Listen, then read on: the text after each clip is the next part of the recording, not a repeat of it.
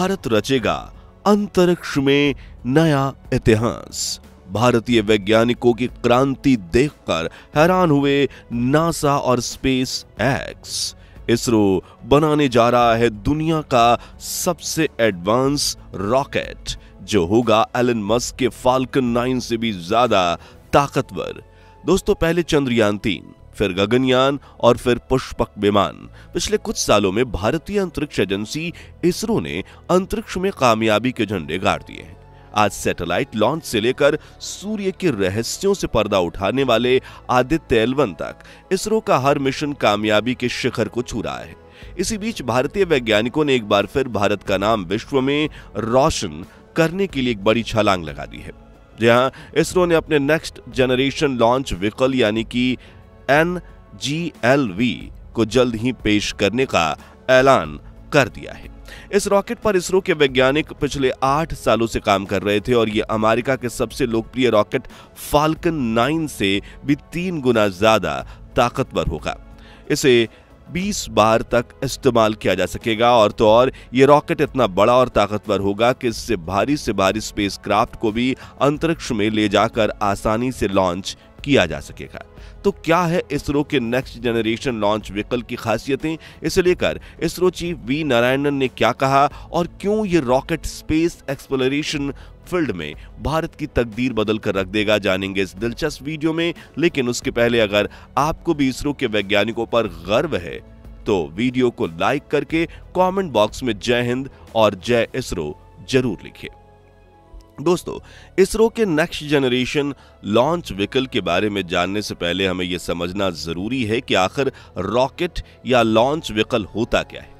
तो आसान शब्दों में बताऊं तो ये दर्जनों इंजन और कई टन ईंधन वाले ऐसे वाहन होते हैं जो स्पेसक्राफ्ट या सैटेलाइट को पृथ्वी के वातावरण के बाहर सही सलामत ले जाते हैं और अंतरिक्ष में आगे की सफर करने के लिए छोड़ देते हैं। और इस वक्त इसरो के पास कुल 3 तरह के बाहुबली रॉकेट हैं, जिसमें पहला है PSLV यानी पोलर सैटेलाइट लॉन्च व्हीकल, दूसरा है GSLV यानी कि जियो सिंक्रोनोमस सैटेलाइट लॉन्च व्हीकल और तीसरा है लॉन्च व्हीकल मार्क 3, जो सबसे पावरफुल रॉकेट है और इसी ने चंद्रयान 3 को पृथ्वी की कक्षा में ले जाकर छोड़ा था। इन रॉकेट्स के जरिए इसरो ने 8.5 टन तक के सैटेलाइट्स को पृथ्वी की निचली कक्षा यानी लोअर अर्थ ऑर्बिट में भेजा है, जो 200 से 2000 किलोमीटर की ऊंचाई पर स्थित है।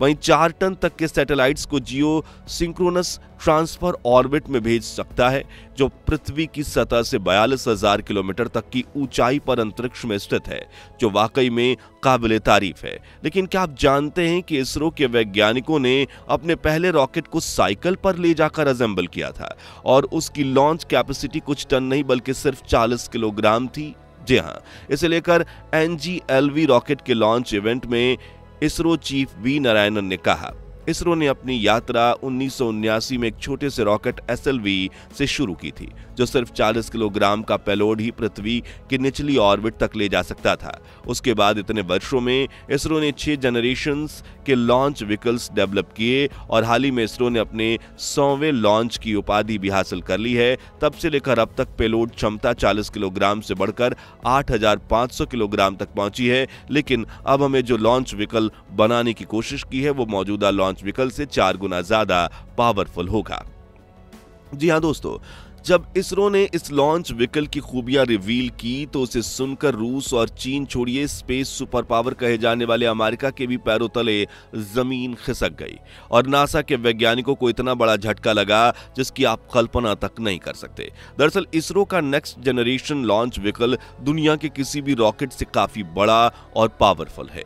आपको बता दें कि इस वक्त अमेरिकन स्पेस एजेंसी नासा और स्पेस एक्स अपने स्पेस मिशन लॉन्च करने के लिए फाल्कन 9 हैवी रॉकेट का इस्तेमाल करती हैं, जिसे दुनिया का सबसे ताकतवर और बड़ा रॉकेट माना जाता है।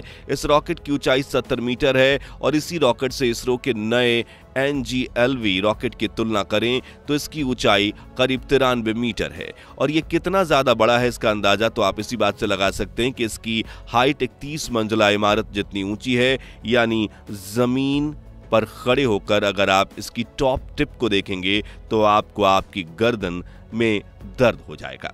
इतना ही नहीं, इस रॉकेट का वजन पूरे 1000 टन यानी 1 लाख किलोग्राम है और इसे लॉन्च करने के लिए इसरो को नए और बड़े लॉन्च पैड की जरूरत पड़ेगी जो इसको सीधा पकड़कर खड़ा रख सके।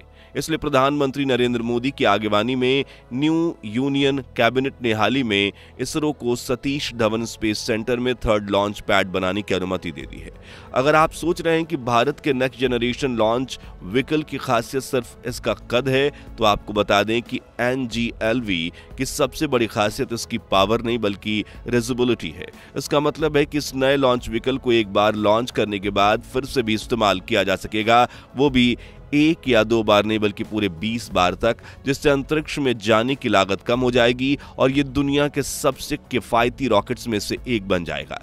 इससे इसरो को न सिर्फ भारत में बल्कि इंटरनेशनल मार्केट में भी फॉरेन देशों के स्पेस मिशंस लॉन्च करके बड़ी कमाई करने में मदद मिलेगी और ये पैसा सीधे इसरो के अपकमिंग प्रोजेक्ट्स में इन्वेस्ट होंगे। भारतीय वैज्ञानिकों के इस बेहतरीन इनोवेशन की एक और खासियत है कि इसमें इस्तेमाल किया जाने वाला ग्रीन प्रोपल्सन सिस्टम जो पर्यावरण को बेहतर बनाए रखने में मदद करेगा। वहीं आज इसरो के लॉन्च व्हीकल मार्क 3 की पेलोड कैपेसिटी 8500 किलोग्राम है, जबकि अमेरिका के फाल्कन 9 हैवी रॉकेट की 25000 किलोग्राम यानी 25 टन की है, जबकि हमारे नेक्स्ट जनरेशन लॉन्च व्हीकल की पेलोड कैपेसिटी यानी सामान उठाकर अंतरिक्ष में ले जाने की क्षमता पूरे 30 किलोग्राम यानी 30 टन होगी, जो लॉन्च व्हीकल मार्क 3 के करीब 3.5 गुना और फाल्कन 9 से 5000 किलोग्राम ज्यादा है। यानी इसरो अब भारी से भारी स्पेसक्राफ्ट को सीधा अंतरिक्ष में लॉन्च कर पाएगा। इसरो के नए नेक्स्ट जनरेशन लॉन्च व्हीकल के लॉन्च सिस्टम के बारे में बात करते हुए चीफ वी नारायणन ने बताया कि इसमें 3 स्टेज और 2 सॉलिड स्ट्रैप ऑन बूस्टर होंगे, जिनमें से हर एक में 190 टन प्रोपेलेंट यानी ईंधन होगा। इसके पहले स्टेज पर 9 इंजन लगे हैं, जिनमें हर एक इंजन 100 टन थ्रस्ट जनरेट करेगा और इसमें 475 टन प्रोपेलेंट होगा। वहीं दूसरे स्टेज में 2 इंजन होंगे, जबकि ऊपर C-32 क्रायोजेनिक स्टेज में लिक्विड ऑक्सीजन और लिक्विड हाइड्रोजन प्रोपेलेंट के कॉम्बिनेशन का इस्तेमाल किया जाएगा।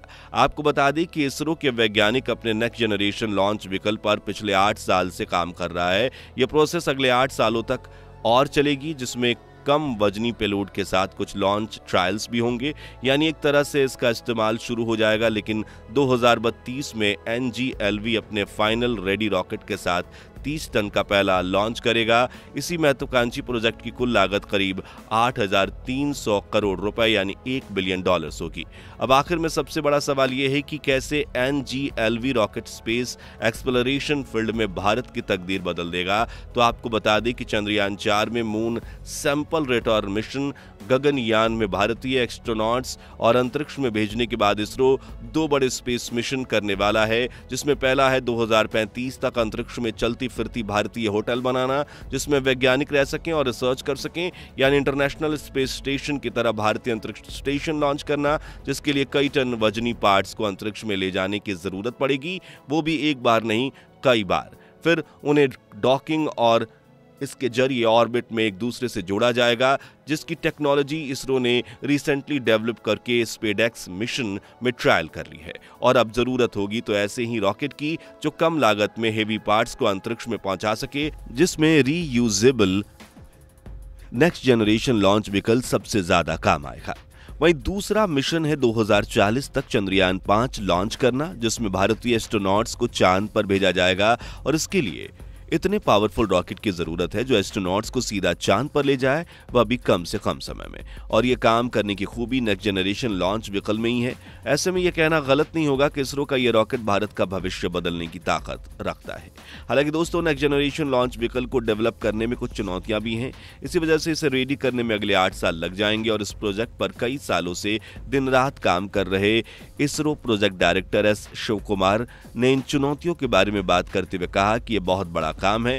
अंतरिक्ष स्पेस स्टेशन को बनाने से लेकर चंद्रमा पर उतरने तक सभी कुछ के लिए नए सिस्टम और व्हीकल कॉन्फ़िगरेशन की जरूरत होगी। हमारा लक्ष्य एक ऐसा स्पेस ट्रांसपोर्टेशन सिस्टम बनाना है जो पेलोड के लिए कास्ट इफेक्टिव और सुविधाजनक होगा, फिर चाहे वो कार्गो हो, ह्यूमन हो या कोई वैज्ञानिक प्रयोग हो। खैर, हमें तो पूरा यकीन है कि इसरो इस बाहुबली रॉकेट को जल्द ही तैयार कर लेगी और इसकी खूबियां देख पूरी दुनिया के स्पेस साइंटिस्ट हैरान और परेशान हो जाएंगे। तो आज के लिए बस इतना ही। अगर आपको भी इसरो के वैज्ञानिकों पर गर्व है तो कमेंट में जय हिंद जय इसरो का नारा जरूर लगाइए। उम्मीद है आपको ये वीडियो पसंद आई होगी। अगर हाँ तो लाइक और शेयर करके हमें सपोर्ट कीजिए और ऐसे ही गर्व महसूस करने वाली खबरों के लिए हमारे चैनल को सब्सक्राइब करके पास वाली घंटी जरूर बजा दीजिए। जय हिंद, वंदे मातरम।